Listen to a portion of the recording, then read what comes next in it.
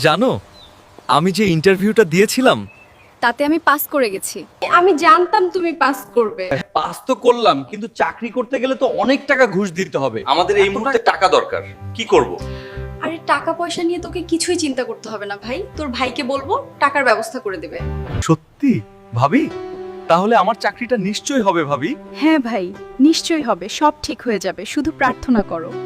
ভাবি, আমার না খুব খিদে পেয়েছে, কিছু খেতে দাও। তুমি টেবিলের কাছে গিয়ে বসো, আমি খাবার নিয়ে আসছি।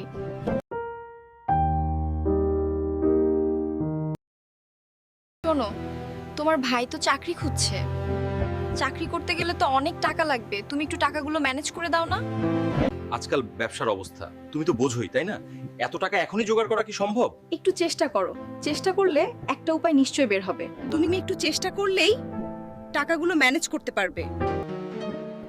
তবে তো সে মাঠের জমিটা বিক্রি করা ছাড়া আর কোনো উপায় নেই। অত ভাবনার কিছু নেই, যতই হোক ও তো তোমারই ভাই।